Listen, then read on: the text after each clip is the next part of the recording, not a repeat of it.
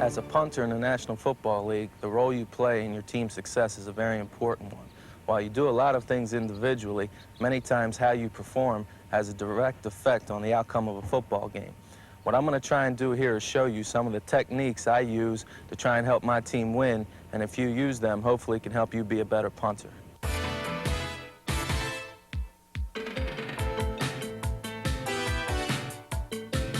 When I come into punt in a National Football League game, the first thing I want to do is make sure I'm 15 yards behind the line of scrimmage. That gives me plenty of room to get my punt off, as well as gives my guys time to go down and make the tackle. Now, the second thing I want to do is make sure I'm standing properly. Now, personally, I prefer, since I'm a right-footed punter, is to have my left foot in front of my right, about shoulder width. That enables me to go to my right or my left in case the snap isn't good, if it's high or if it's low, and get the punt off.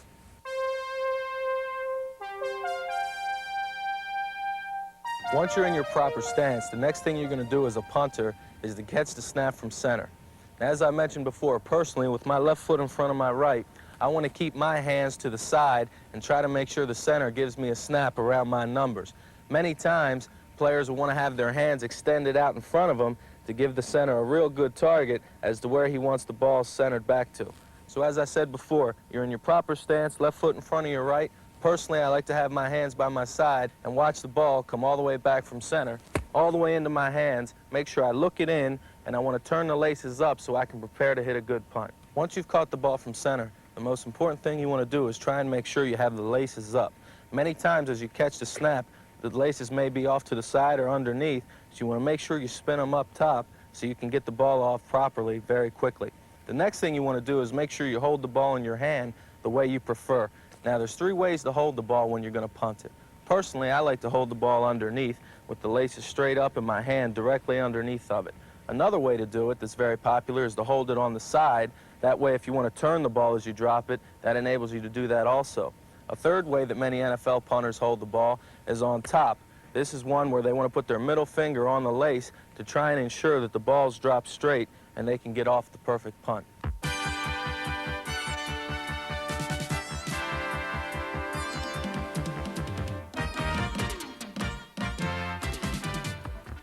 Two of the most important things in how you can get off a good punt are the steps you take and how you drop the football. I'm going to demonstrate those things to you right now. As I said before, you have your feet spread apart, you watch the ball in from center, and here's where you want to go into your steps and your drop. Personally, I like to take a little cheat step with my left leg as the ball's coming back. So as I catch the snap, I've already taken half a step with my left leg. Then I want to go 1, 2, and now I'm in a position to drop the ball to punt. Foot contact, where your foot meets the ball, is very important in executing a punt. The best way to do this is, as I mentioned before, when you drop the ball to keep it straight, you want the straight part of the ball, when it meets your foot, to meet the flat part of your foot. Now, the way you do this is by keeping your toe pointed, and you want to make contact right where your shoelace is, where the ball of your foot is, the flattest part of your foot against the fattest part of the ball. So conceivably, you want to have the ball actually sitting right on the top of your foot here for a split second, and that way you get your best punt.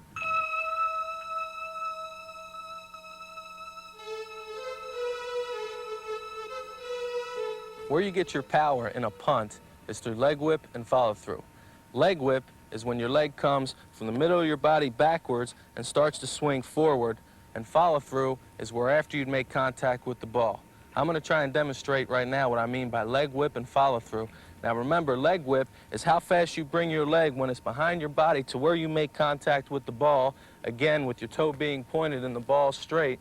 And follow through is how your foot swings up as you've let it go. I'm going to try and demonstrate that right now. As I said before, legs spread, hands at your side. You watch the ball in, try and get the laces up. I'm going to take my cheat step, then 2, and make contact.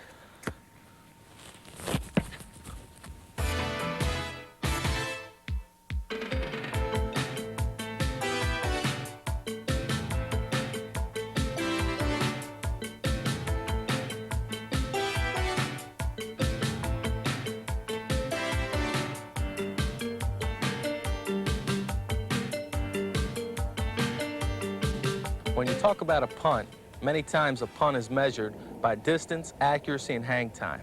Now, all three of those things are important, but depending on the situation of the game, one is more vital than another. For instance, when you're in your own end zone, you're in a position where you want to get the ball out as far as you can, so distance is at a premium.